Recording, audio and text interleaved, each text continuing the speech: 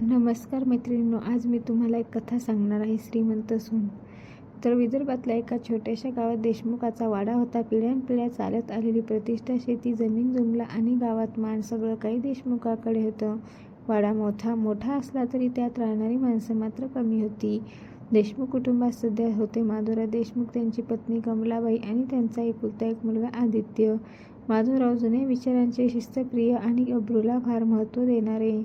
कमलाबाई मनाने चांगल्या पण नवऱ्याच्या शब्दाबाहेर कधी न गेलेल्या. आदित्य मात्र आधुनिक विचाराचा, शहरात शिक्षण घेतलेला, इंजिनिअरिंग पूर्ण करून पुण्यात नोकरी करणारा तरुण होता. लग्नाचं वय झाल्यावर गावात आणि नातलगामध्ये चर्चा सुरू झाली. देशमुखाची सून म्हणजे साधीसुधी नसावी, घराण्याचा मान राखणारी हवी, श्रीमंत घराण्यातलीच हवी आणि माधवरावांनी स्पष्ट सांगितलं, आपल्या घरात येणारी सून श्रीमंत घराण्यातलीच पाहिजे. गरीब घरची मुलगी झाली तर तिला आपल्या राहणीमानाशी जुळवून घेणं कठीण जाईल. आदित्य मात्र शांत होता. त्याला हे सगळं थोडं जुनाट वाटत होतं, पण वडिलांशी वाद घालण्याचा त्याचा स्वभावच नव्हता. पुण्यात नोकरी करत असताना आदित्यची ओळख झाली ती अनया कुलकर्णीशी. अनया मुंबईतल्या एका मोठ्या उद्योगपतीची मुलगी होती. प्रचंड श्रीमंती, आलिशान बंगला, परदेशी शिक्षण, ब्रँडेड कपडे, सगळं काही तिच्या आयुष्यात होतं. पण ह्या सगळ्यांच्या पलीकडे तिचं मन मात्र खूप साधं होतं. अनया आणि आदित्यची मैत्री हळूहळू प्रेमात बदलली. अनया स्पष्ट बोलणारी, आत्मविश्वासू पण नम्र होती. आदित्यला तिच्यातील माणुसकी फार भावली. एक दिवस आदित्यने घरी फोन करून सांगितलं, बाबा, मला एक मुलगी आवडते.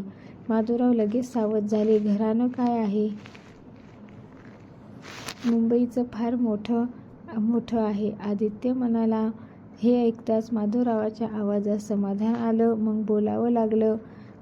अनयाचं कुटुंब देशमुखाच्या वाड्यात आलं. मोठमोठ्या गाड्या, नीटसे कपडे, सुसंस्कृत बोलणं, गावात सगळ्यांचीच नजर लागली. माधवराव तर फारच खुश झाले. आपल्या घरात शोभणारी सून आहे, ते मनात म्हणाले. थाटामाटात लग्न झालं. गावात वर्षानुवर्ष सारा लक्षात राहील असं ते लग्न होतं. लोक कुजबूज होते, काय नशीब आहे देशमुखाचं, अशी श्रीमंत सून कुणाच्याच नशिबात येते. लग्नानंतर अनया वाड्यात आली. सुरुवातीचे दिवस सगळं सुरळीत होतं, पण अनया प्रत्येका आदराने वागवत होती. कमलाबाईंना मदतीला उभी राहत होती. गावातल्या बायांशी हसत बोलत होती. पण हळूहळू फरक जाणवायला लागले. अनयाला सकाळी लवकर उठायची सवय नव्हती. घरातल्या काही जुन्या पद्धती तिला अवघडच वाटायच्या. माधवरावांच्या लक्षात आलं, आपल्या घरची सून आहे, पण संस्कारात थोडीशी कमी वाटते. ते कमलाबाईंना म्हणाले. कमलाबाई नरमाईने म्हणाल्या, हळूहळू शिकेल, नवीन घर आहे. पण माधवरावांच्या मनात वेगळंच चित्र तयार होत होतं. त्यांना वाटायचं, अनया आपली श्रीमंती दाखवते. गावाकडे नाक मुरडले. एकदा गावात सण होता. सगळ्या सुना साध्या नऊवारी साडीत, डोक्यावर पदर घेऊन काम करत होत्या. अनया मात्र साधी पण महागडी साडी नेसून आली होती. कुणी काही बोललं नाही, पण नजरा होत्या. त्या रात्री माधवराव म्हणाले, आपल्या घरची सून म्हणजे गावाला आदर्श असायला हवा. अनया शांतपणे म्हणाली, बाबा, मी प्रयत्न करतीये, पण मला थोडा वेळ द्या. आदित्य मात्र अनयाच्या पाठीशी ठाम उभा होता. काही दिवसांनी वाड्याच्या जुन्या विहिरीला भोक पडली. कमी पाणी झालं. गावकऱ्यांनी मदतीची अपेक्षा देशमुखाकडे ठेवली. माधवराव चिंतेत होते. दुरुस्तीला मोठा खर्च येणार होता. तेव्हा अनया पुढे आली, बाबा, मी माझ्या वडिलांशी बोलते, ते मदत करतील खरंच.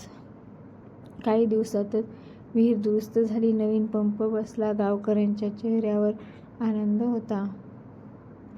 पहिल्यांदाच लोक म्हणाले, श्रीमंत सून म्हणजे अशी असावी. पण अनयाने कुठेही आपला पैसा मिरवला नाही. ती शांतपणे सगळं करत राहिली. एकदा कमलाबाई आजारी पडल्या. घरात सगळं विस्कळीत झालं.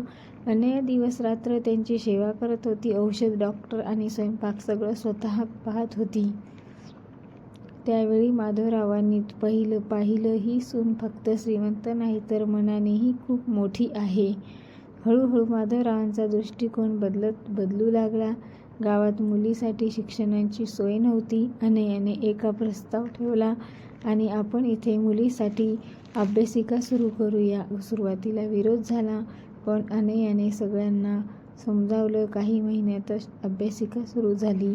आजूबाजूच्या गावातल्या मुली यायला लागल्या आणि एक दिवस माधवराव स्वतः म्हणाले, आपल्या सुनेने घर नाही तर पूर्ण गाव समृद्ध केलं. अनयाने देशमुखाच्या घरात केवळ पैसा नाही तर विचाराची श्रीमंती आणली होती.